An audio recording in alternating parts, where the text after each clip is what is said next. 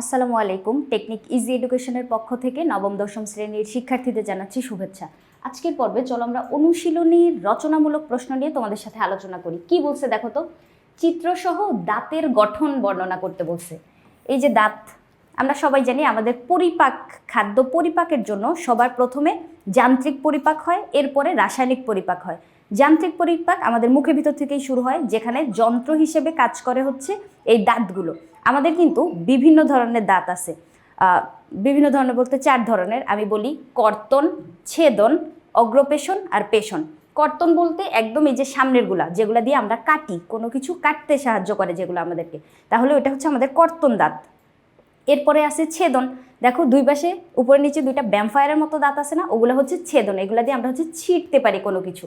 এরপরে অগ্রপেশন, তার পিছনে হচ্ছে পেশন, মানে একদম বড় বড় যে দাঁতগুলা, মাড়ির দাঁত বলি আমরা, ওগুলা হচ্ছে অগ্রপেশন আর পেশন। তাহলে এই যে 4 ধরনের দাঁত, ওরা কি করতেছে, যন্ত্রের মতো কাজ করতেছে, তোমার খাদ্যগুলাকে কেটে কেটে ক্ষুদ্র কণায় পরিণত করতে সাহায্য করতেছে। এখন আমাদেরকে বলছে যে চিত্রসহ দাঁতের গঠন বর্ণনা করতে। এই যে দেখো প্রশ্নে যখন চিত্র বলে দিবে, এখন তুমি চিত্র থেকে কই পালাবা? অনেকে এরকম বলে যে আমি চিত্র আঁকতে পারি না, চিত্র রিলেটেড কোশ্চেনগুলো হচ্ছে স্কিপ করে। কিন্তু এরকম প্রশ্ন যেখানে তোমাকে বলেই দিছে চিত্র আঁকাই লাগবে, তাহলে অবশ্যই চিত্র আঁকতে না পারলেও একটু ট্রাই করবা। মানে যেমনই হোক, আমরা তো চিত্রাঙ্কন প্রতিযোগিতায় যাচ্ছি না, নাম্বার পাওয়ার মতো একটু আঁকতে পারলেই হবে। তাহলে এখন আমরা দাঁতের গঠন বর্ণনা করব। 4 ধরনের দাঁত আছে, আমরা কি করব, মাড়ির দিকের যে দাঁতগুলা, ওগুলা দিয়ে হচ্ছে বর্ণনা করার চেষ্টা করব। দেখো এরকম হয় না একটা দাঁত দেখতে, দাঁত যদি মানে পুরোটা খুলে যদি আমরা হাতে নিই, তাহলে ভিতরের দিকে হচ্ছে এরকম দেখা যায়। উপর থেকে তো এতটুকু, এই অংশটুকু বাইরে থেকে দেখা যায়, কিন্তু ভিতরে ওর এরকম যে অংশগুলো আছে যেগুলো মাড়ির সাথে আটকানো থাকে। এখন দাঁতের গঠন, এতটুকুর দিকে তাকাইলে দেখো এখান থেকে তোমার মাড়ির ভিতরে এই অংশটুকু আছে, মাড়ির ভিতরে গেথে আছে।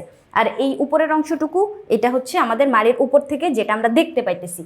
এখন এই দিকে তাকাও, এতটুকু অংশকে আমি বলবো হচ্ছে মুকুট। দেখো মুকুটের মতো না অংশটা, এই অংশটুকুকে বলবো হচ্ছে মুকুট।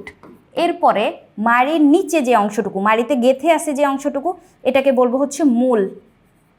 দেখো গাছের যে মূল থাকে সেটা কি মানে মাটির ভেতরে বিস্তৃত অবস্থায় থাকে না, সেক্ষেত্রে মাড়ির ভেতরে যে অংশটুকু থাকতেছে ওইটাকে আমরা মূল বলতে পারতেছি। এরপরে মাঝামাঝি যে অংশটা, যেটা উপরেও না একদম মাড়ির ভিতর গেথেও নাই, এই যে মাঝখানের অংশটা, এটাকে বলবো হচ্ছে গ্রীবা। তাহলে প্রথমে এই চিত্রটা থেকে আমরা এই 3টা অংশ বুঝতে পারলাম। কি কি দেখো তো, মুকুট যেটা মাড়ির উপরে অবস্থান করতেছে, তারপরে দেখো গ্রীবা যেটা হচ্ছে মাঝামাঝি অঞ্চলটা, আর মূল হচ্ছে মাড়ির ভেতরে। এই যে এতটুকু যদি মাড়ি হয়, এতটুকু যদি আমার মাড়ি হয়, তাহলে এতটুকুর ভিতরে যে অংশটুকু দাঁতের গেথে আছে, ওই অংশটুকুকে আমরা বলবো হচ্ছে মূল। তাহলে এই জায়গাটুকু বুঝলাম। এরপরে দাঁতের গঠন, মানে এটা তো একদম বাহ্যিকভাবে দেখলাম, এরপরে আমরা ওর আরো ভিতরের দিকে যাইতে থাকবো। চলো আরো ভিতরের দিকে যদি যাইতে থাকি, তখন আমরা কি দেখতে পাবো, দেখো ডেন্টিন, এনামেল, এই উপাদানগুলা। এইখানের চিত্রটা দিয়ে আমি একটু দেখাই। দেখো একদম উপরে, যেটা তুমি বাইরে থেকে দেখতে পারতেছো, ই করলে যে অংশগুলা দেখা যাচ্ছে না, সাদা চকচকে যে অংশগুলা, ওগুলা হচ্ছে আমাদের এনামেল, যেটা একদম দাঁতের উপরের প্রলেপটা তৈরি করে। এই যে এনামেলটা একদম উপরে, এই যে দেখো কোথায় চিহ্নিত করছে এনামেল, একদম উপরের যে সাদা চকচকে লেয়ারটা, এটা হচ্ছে এনামেল। এখন এনামেল যদি মাঝে মাঝে ক্ষয়ে যায়, সেক্ষেত্রে আমাদের দাঁতে শীষ ধরতে পারে, মানে একটা অনুভূতি হবে যেখানে হচ্ছে শীষ ধরে যায় এরকম। এখন এই যে দাঁত, নখ, চুল, এগুলো কিন্তু আমাদের বহিঃকঙ্কাল বা মৃত কঙ্কাল আমরা বলতে পারি। এই কঙ্কালগুলায় যদি তুমি আঘাতপ্রাপ্ত হও, সেক্ষেত্রে দেখবা মানে কঙ্কালে আঘাত পাইলে ব্যথা অনুভব হয় না। এখন কেউ কেউ বলতে পারো কই, আমার তো দাঁতে ব্যথা হয়, দাঁতে যখন পোকা অ্যাটাক করে বা জীবাণু যখন অ্যাটাক করতেছে, তখন তো কি হয়, দাঁতে ব্যথা করে। আসলে এনামেলে যখন সে প্রভাব ফেলতেছে বা এনামেলে যখন অ্যাটাক করতেছে, তখন কিন্তু তুমি ব্যথা অনুভব করতেছো না। এনামেল ভেদ করে ডেন্টিনের নিচে যখন চলে আসে, দেখো ডেন্টিনের নিচে যখন চলে আসে, যখন ওই যে শিকড়ে চলে আসে, মানে পাল্পগুলোকে আক্রমণ করে, তখন যে আমরা ব্যথা অনুভব করি। কিন্তু তোমার এই ব্যথাটা শুরু হয়েছে আরও অনেক দিন আগে, তুমি অবহেলা করছো, তুমি রাত্রেবেলা চকলেট খায় ঘুমায় গেছো, দাঁত ব্রাশ করো নাই, এটা কার দোষ? তাহলে এই যে এনামেলটা, এটা কোন অংশটুকু, একদম উপরের অংশটুকু। দেখো এখানে কি বলছে, দাঁতের মুকুট অংশে ডেন্টিনের উপরিভাগে এনামেল নামক কঠিন উপাদান থাকে। এখন কঠিন উপাদান বলে দিছে, তার মানে এখানে হচ্ছে তোমার ধাতুর যৌগ সমূহ থাকে। যেমন ক্যালসিয়ামে বিভিন্ন যৌগ থাকতে পারে, ক্যালসিয়ামের যৌগগুলা মিলে কিন্তু আমাদের এই যে দাঁত, হাড় এগুলা গঠন করে, মানে দেহের শক্ত যে উপাদানগুলা। এনামেল এবং ডেন্টিন, এই যে দেখো calcium phosphate, calcium carbonate, fluoride দিয়ে তৈরি হয়। তার মানে এই যে ধাতু, ক্যালসিয়াম একটা ধাতু না, এই যে ধাতুর যৌগসমূহ নিয়ে আমাদের এই এনামেলটা গঠিত, একদম উপরের যেটা এটা। এরপরে দেখো ডেন্টিন, দাঁত প্রধানত ডেন্টিন নামক শক্ত উপাদান দ্বারা তৈরি। এই যে এনামেল হচ্ছে উপরের লেয়ারটা, কেমন, এই লেয়ার থেকে ভিতরে ঢুকলেই আমরা দেখবো হচ্ছে ডেন্টিন, এই যে এই জায়গাটা এখানে হচ্ছে ডেন্টিন। এরপরে যে হচ্ছে তোমার মানে পাল্প শুরু হবে, বা যেখান থেকে হচ্ছে স্নায়ুগুলা হচ্ছে চলাচল শুরু করবে আর কি। এখন এরপরে দেখো দন্তমজ্জা বা পাল্প। এবার ডেন্টিনের ভেতরে ফাঁপা নরম অংশকে দন্তমজ্জা বলবো। এবার দেখো এখানে কি বলছে, এর ভেতরে ধমনী, শিরা, স্নায়ু আর নরম কোষগুলা থাকে। এই যে ধমনী, শিরা, এর ভিতর দিয়ে রক্ত চলাচল করবে, ধমনী শিরার ভিতর দিয়ে। আর স্নায়ু যেটা, এটা তো আমাদেরকে উদ্দীপনা একদম ব্রেন পর্যন্ত নিয়ে যাবে। তাহলে কখন তোমার দাঁতে ব্যথা হবে, যখন তুমি হচ্ছে মানে জীবাণু অ্যাটাক করলে সেটা তোমার পাল্প পর্যন্ত চলে যাবে বা দন্তমজ্জা পর্যন্ত চলে যাবে, তখন যে আমাদের মনে হয় যে দাঁতে ব্যথা, আসলে ব্যথাটা তোমার শুরু হয়েছে আরও অনেক আগে, সে এনামেলকে ভেদ করছে, এত কঠিন একটা উপাদান। ওই যে দেখো ক্যালসিয়াম, ক্যালসিয়ামের যৌগ দ্বারা তৈরি, এই কঠিন উপাদানটাকে ভেদ করে সে তোমার ডেন্টিনে প্রবেশ করলো, ডেন্টিন ভেদ করে আবার যখন পাল্পে আসলো তখন যে তোমার অনুভবটা হইলো, রিয়েলাইজেশনটা আরও পরে হইলো, কিন্তু ওই অ্যাটাক, জীবাণুর অ্যাটাক আরও অনেক আগেই হয়ে গেছে। এখন যখন এখানে নরম কোষে যায় অ্যাটাক করলো, তখন যায় তোমার টনক নড়লো, যে দাঁতে ব্যথা করতেছে, দাঁত ব্রাশ তো করি নেই। দন্তমজ্জার মাধ্যমে ডেন্টিন অংশে পুষ্টি আর অক্সিজেন সরবরাহ করে। এই যে নরম কোষগুলা, এই যে রক্ত চলাচল করতেছে, রক্তের ভিতর দিয়েই তো আমরা জানি যে যে পুষ্টিগুলা, খাদ্য পুষ্টি যে ভাঙে, ওইগুলো চলাচল করে কিভাবে, রক্তের মাধ্যমে। তাহলে এই যে ধমনী শিরা যাচ্ছে, ওখানে ভিতর দিয়ে রক্ত যাচ্ছে, ওই রক্তের মাধ্যমে ওই পুষ্টি উপাদান অক্সিজেন যখন ফ্লো করতেছে, তখন এই যে ডেন্টিনের যে উপাদানটা, ডেন্টিনের উপাদানের ভিতরে তোমার পুষ্টি আর অক্সিজেন সরবরাহ হচ্ছে। বুঝতে পারছো, দাঁত দেখতে তোমার একটা পাথরের মতো মনে হইলেও ওর ভিতর দিয়েও কিন্তু ওই যে পুষ্টি, অক্সিজেন এগুলো কিন্তু আসা যাওয়া করতেছে দাঁতের ডেন্টিন অংশটাকে পুষ্টি প্রদান করার জন্য। এরপরে দেখো সিমেন্ট, সিমেন্টের কাজ কি বলতো, বাড়ি বানানোর সময় আমরা একটা ইটের উপর আরেকটা ইট দিয়ে সিমেন্ট বসাই দিই না, ইট রাখলাম, এর উপরে সিমেন্ট দিলাম, তারপরে এখানে আরেকটা ইট রাখলাম, সিমেন্ট দিয়ে এখানে আরেকটা ইট বসাবো, এভাবে ইটের পরে ইট দিয়ে আমরা হচ্ছে ওই শক্ত একটা দেওয়াল তৈরি করি না। তাহলে এই যে সিমেন্টটা কি কাজ করতেছে, আটকায় রাখতেছে, তাই না, একটা ইটের সাথে আরেকটা ইটকে আটকায় রাখতেছে। এরকমই এই যে মাড়ির অংশের সাথে তোমার দাঁতটাকে আটকায় রাখবে হচ্ছে সিমেন্ট। দেখো এইটা হচ্ছে মাড়ি, আর মাড়ির এই পুরাটা হচ্ছে তোমার সিমেন্ট দিয়ে ভরাট করা। সিমেন্ট বলতে আবার ওই সিমেন্ট না, এটা হচ্ছে আটকায় যেহেতু রাখতেছে এই জন্য সিমেন্ট নামকরণ করছে এটা। তাহলে কি করতেছে, দেখো এই অংশটা মাড়ির সাথে দাঁতকে আটকায় রাখতেছে।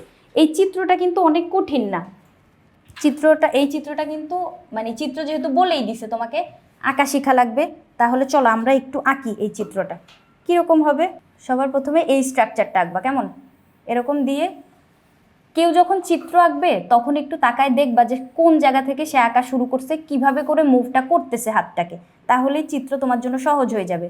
দেখো তো এত কঠিন কিছু, এরকম করে আমরা চিত্রটা আঁকবো।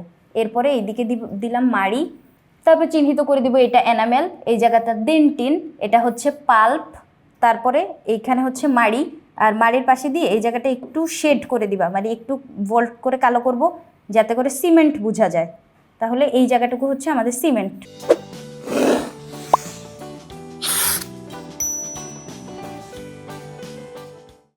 দিয়ে দিলাম এটা সিমেন্ট। এই যে এই অংশগুলো চিহ্নিতকরণ করতে পারলেই হচ্ছে আমাদের দাঁতটা হয়ে যাবে।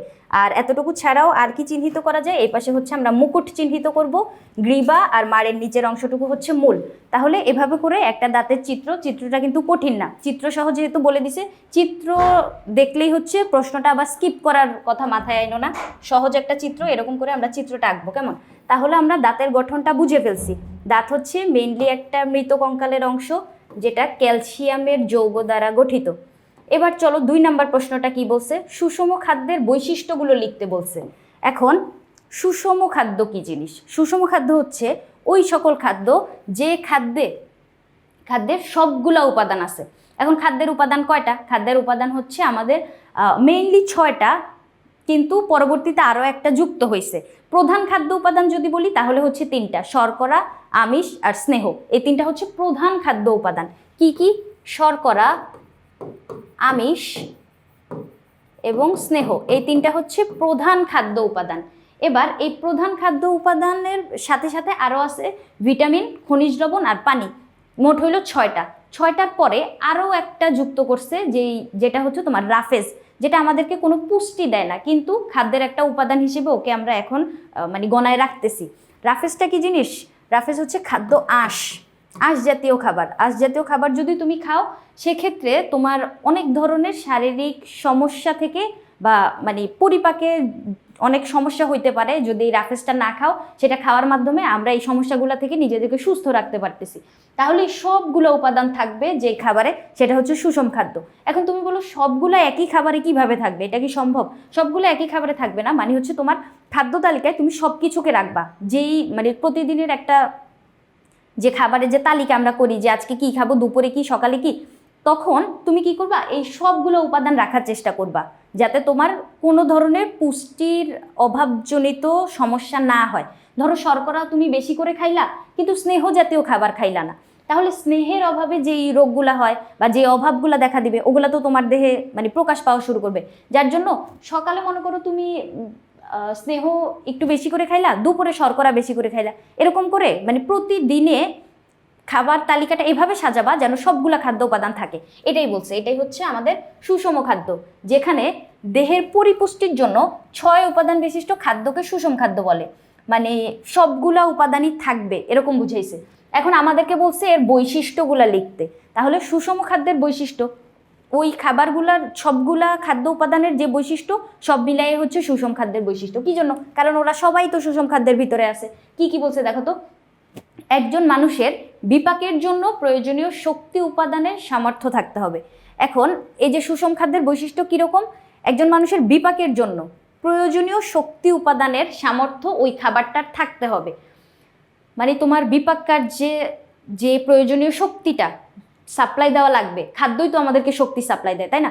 তাহলে ওই বিপাকের জন্য যতটুকু প্রয়োজনীয় শক্তি, ওই শক্তিটা সাপ্লাই দেওয়ার সামর্থ্য যাতে এই সুষম খাদ্যের থাকে, ওই সুষম খাদ্যটা এরকম হইতে হবে।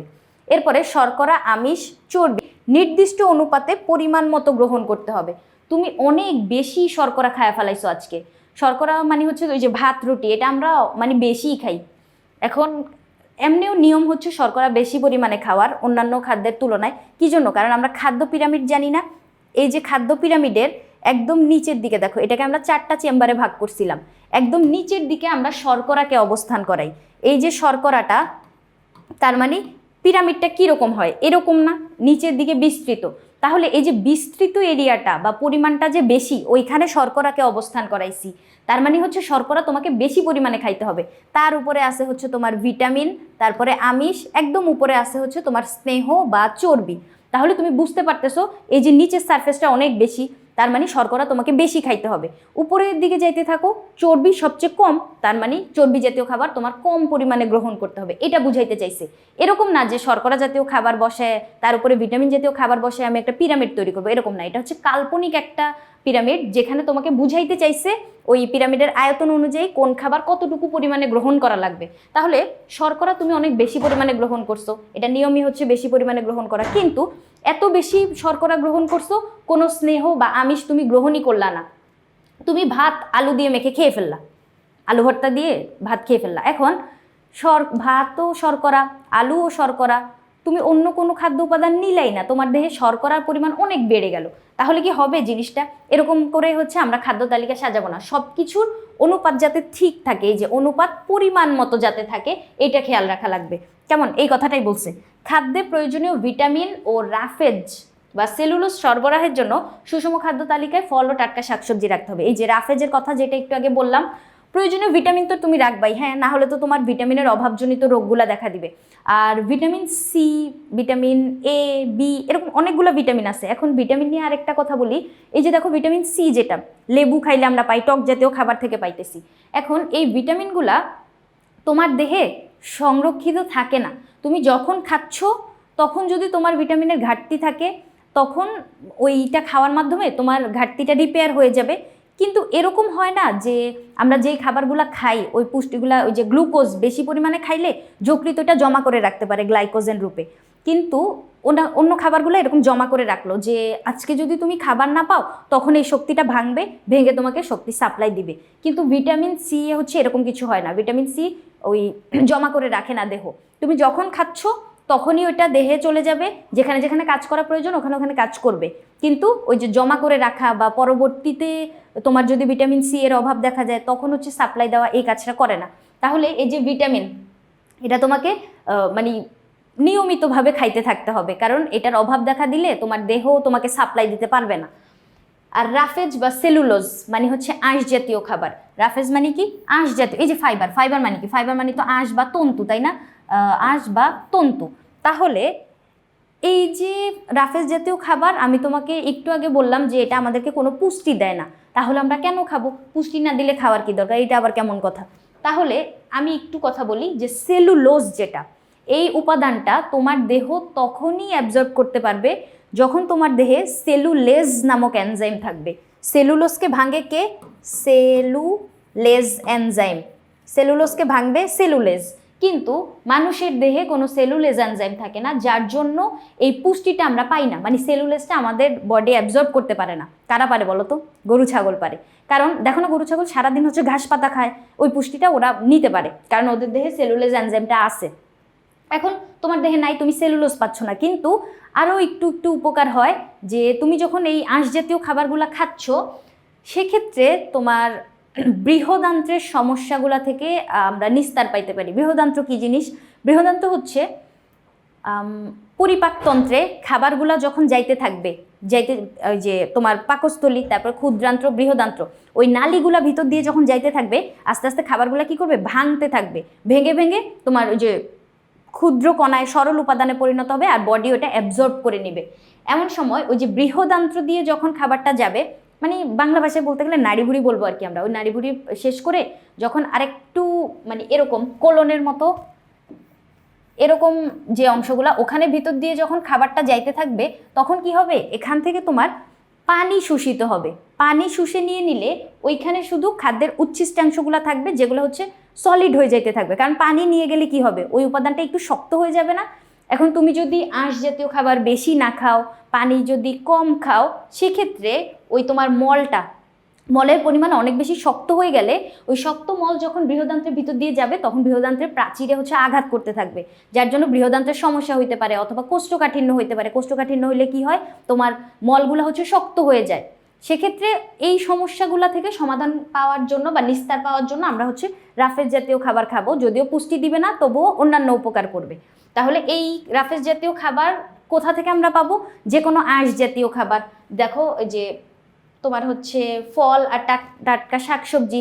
ফল যদি তুমি, আপেল যদি তুমি খোসা সহ খেয়ে ফেলো, ওই খোসাটা, তারপর হচ্ছে শাক পাতা যদি খাও, শাক পাতায় তো ডাঁটাগুলা থাকে, ওগুলার আঁশ থাকে, ওগুলো তুমি গ্রহণ করে ফেললে ওইটা হচ্ছে আমাদের রাফেজের কাজটা হয়ে যাবে। তাহলে এই খাবারগুলোও আমাদের ওই খাদ্য তালিকায় রাখা লাগবে। এরপরে খাদ্যে অবশ্যই প্রয়োজনীয় পরিমাণ পানি এবং খনিজ লবণ থাকতে হবে। তুমি যেই খাদ্যটা তোমার জন্য প্রতিদিনের জন্য তালিকায় রাখবা, সেখানে অবশ্যই তোমার এরকম খাবারগুলো সিলেক্ট করতে হবে যেগুলো তোমার কি পানির চাহিদাটাও পূরণ করতেছে, খনিজ লবণও যাতে পাচ্ছ। খনিজ লবণ কিন্তু আমাদের জন্য দরকারি, কারণ এই যে কিডনির যে কাজটা, কিডনি কি করে? আমাদের পানি আর খনিজ লবণের ব্যালেন্সটা বজায় রাখে। তাহলে ধরো তুমি পানি অনেক পরিমাণে গ্রহণ করতেছো, কিন্তু খনিজ লবণ পাচ্ছ না, সেক্ষেত্রে কিডনি তোমার পানিগুলোকে ধরে রাখবে না, কারণ কিডনি চাবেই হচ্ছে দুইটার ব্যালেন্স রাখা। এখন খনিজ লবণের লেভেল কম, সে কি করবে? পানিগুলোও বের করে দেবে, বের করে পানির লেভেলও কমায় ফেলাবে। আবার মনে করো খনিজ লবণ অনেক বেড়ে গেল, মানে অনেক বেশি লবণ খাইছো মনে করো, তখন আবার কিডনি কি করবে? ব্যালেন্স আনার জন্য পানি অনেক বেশি ধরে রাখবে। তাহলে পানি ধরে রাখলে তোমার দেখবা হাত পায়ে হচ্ছে পানি জমা শুরু করবে। কিডনিতে যাদের সমস্যা হয়, ওদের দেখবা হাত পা ফুলে যায়। তাহলে এরকম করা যাবে না, ব্যালেন্স ঠিক রাখা লাগবে, সব পরিমাণ মতো খাওয়া লাগবে। তারপরে সুষম খাদ্যে অবশ্যই সহজ পাচ্য হতে হবে। তুমি এরকম খাবার খাইলা, উত্তেজিত খাবার খাইলা, যেটা হচ্ছে তোমার পাকস্থলীতে জ্বালা পোড়া শুরু করে দিল, যেটা পরিপাক হইতে পারতেছে না, এরকম খাবার খাওয়া যাবে না। অবশ্যই সহজে পচনশীল বা তোমার মানে হজম হবে সহজে, এরকম খাবার খাইলে কি হবে? তোমার হচ্ছে মানে এটা পরিপাকও হবে সহজে, ভেঙে তোমাকে পুষ্টিও তাড়াতাড়ি সাপ্লাই করতে পারবে, মানে পুরা পরিপাক তন্ত্রটাই হচ্ছে তোমার সুস্থ থাকবে। তাহলে এরকম সবগুলা দিক বিবেচনা করলে এই বৈশিষ্ট্যগুলো যে খাবারে থাকবে ওই খাবারগুলোকে আমরা বলবো হচ্ছে সুষম খাদ্য। তাহলে আমরা বুঝতে পারলাম সুষম খাদ্যের বৈশিষ্ট্যগুলো কি কি। দেখো এখানে বর্ণনামূলক প্রশ্ন, আমরা যে কোনো বড় প্রশ্ন চেষ্টা করবো হচ্ছে পয়েন্ট করে লেখার। পয়েন্ট করে লিখলে টিচার অনেক বেশি খুশি হয়। দেখো এখানে যে কথাগুলো তোমার লেখা প্রয়োজন ওর চেয়েও আমি অনেক বেশি কথা বলছি। যে কথাগুলো বলার একটাই উদ্দেশ্য, যাতে তোমাকে পয়েন্টগুলো একদম খুঁটে খুঁটে বুঝাই দিতে পারি। আশা করি আমি বুঝাইতে পারছি, বোঝানোর চেষ্টা করছি। পরবর্তী পর্ব দেখার আমন্ত্রণ রইল। ধন্যবাদ সবাইকে।